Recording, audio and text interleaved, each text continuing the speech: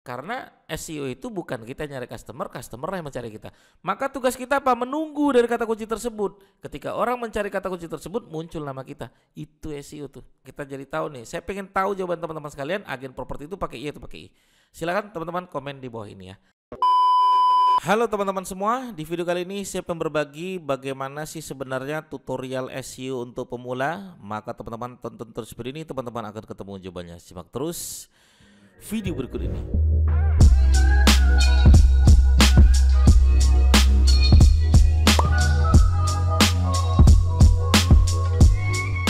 Oke, baik teman-teman sekalian, bagi teman-teman yang baru saja bergabung di channel YouTube saya, silakan teman-teman sekalian klik tombol subscribe-nya agar teman-teman sekalian tidak ketinggalan apa-apa yang saya sampaikan tentang SEO, Google AdSense, podcast, bisnis online, YouTube dan lain sebagainya. Silakan teman-teman klik tombol subscribe-nya agar saya terus semangat memberikan konten-konten yang bermanfaat tentang SEO dan lain sebagainya. Silakan teman-teman yang baru saja bergabung ya. Oke. Baik teman-teman sekalian, kita akan bahas nih tentang tutorial SEO pemula ya teman-teman sekalian ya. 2023 ini terbaru ya. Saran saya teman-teman tonton video ini karena ini penting sekali bagi teman-teman yang baru saja bergabung untuk belajar SEO ya. Oke, ini kita benar-benar akan bahas dari pemula ya teman-teman sekalian ya. Nanti mungkin akan kita buat step by stepnya karena emang SEO itu emang berbeda-beda teman-teman sekalian. Ya, tahun lalu saya bahasnya ini, tiba-tiba tahun ini bisa jadi berbeda karena emang algoritmanya berbeda gitu kan. Baik, yang pertama adalah ya teman-teman sekalian harus siapkan dulu website ya, siapkan dulu website ya. Website seperti apa Mas Didik? Apakah Blogger, apakah WordPress dan lain sebagainya? Apakah harus pakai Wix? Apakah harus pakai Weebly dan lain sebagainya? Pakai yang mana Mas Didik? Terserah teman-teman sekalian, boleh. Cuman kalau saya boleh nyaranin, saya biasanya menggunakan WordPress. Yang kedua, teman-teman beli aja domain dan hostingnya. Ya, pastikan teman-teman beli hosting yang terpercaya ya teman-teman sekalian ya. Pastikan teman-teman sudah membeli domain dan hosting yang terpercaya.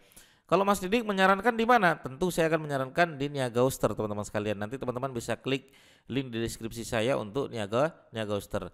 Contoh teman-teman sekalian misalnya melihat di sini ya, buka video saya. Nanti teman-teman bisa lihat ada link deskripsinya ya, teman-teman bisa lihat di sini. Nah, teman-teman bisa klik aja di sini. Ya, ini link deskripsinya. Teman-teman bisa beli domain dan hosting seharga dan diskon 80%.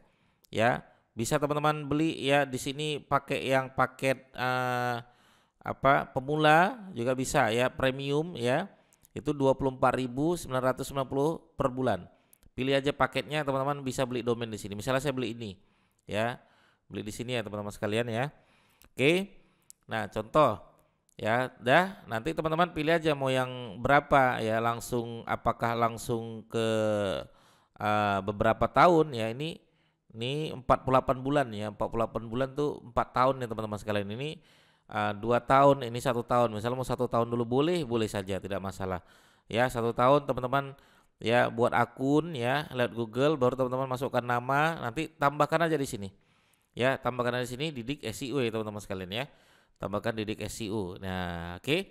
Nah cuman kalau teman-teman ambil 1 tahun dapat diskon 70% ya. Oke, masukkan nama dan lain sebagainya, teman-teman sudah beli ya. Ini sudah gratis domain ya teman-teman sekalian, sudah gratis domain. Artinya nanti kalau teman-teman transfer, teman-teman masukkan aja nama domainnya, teman-teman sudah ya membeli namanya domain dan hosting. Ya, pilih aja nanti yang otomatis untuk install WordPress ya. Nanti kalau sudah jadi kita bisa langsung masuk ke penyiapan website. Itu yang pertama, teman-teman harus punya website dulu gitu kan. Ya, kalau teman-teman masih bingung bisa hubungi saya nanti cara membuat website juga boleh ya, dengan saya juga boleh. Atau teman-teman misalnya mau langsung belajar SEO dengan saya juga boleh. Pertama, siapkan website.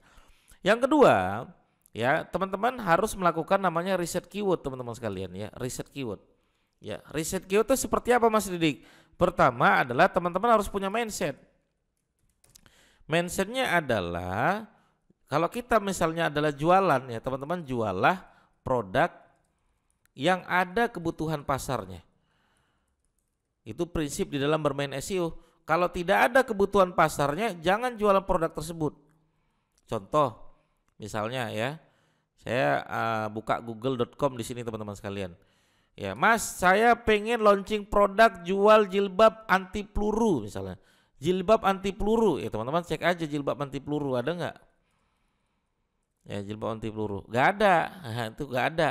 Adanya apa? Jilbab anti badai, jilbab anti kusut. Nah, itulah yang boleh dijual. Selain itu ya jangan boleh dijual, gitu kan? Ya.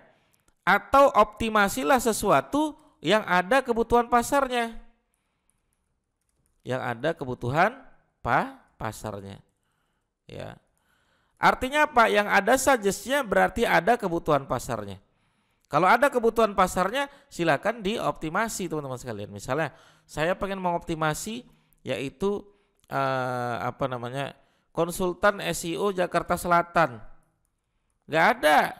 Konsultan SEO Jakarta Selatan tidak ada kebutuhan pasarnya, berarti tidak usah dioptimasi gitu. Tapi kalau konsultan SEO Medan ada, konsultan SEO Makassar ada gitu. Nah, ini ada kebutuhan pasarnya. Kalau ada suggest-nya berarti ada kebutuhan pasarnya. Kalau ada kebutuhan pasarnya silakan teman-teman lakukan namanya optimasi ya. Nah, itu optimasi sesuatu yang menjadi kebutuhan pasar. Riset keyword itu mindsetnya. Maka rumusnya adalah ketik kata demi kata, huruf demi huruf di Google tapi dalam keadaan private window ya atau incognito window.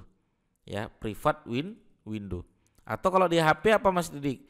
Ya, mode samaran gitu kan. Oke. Kemudian spasi ya, kemudian spasi ya, spasi dan tunggu suggest-nya.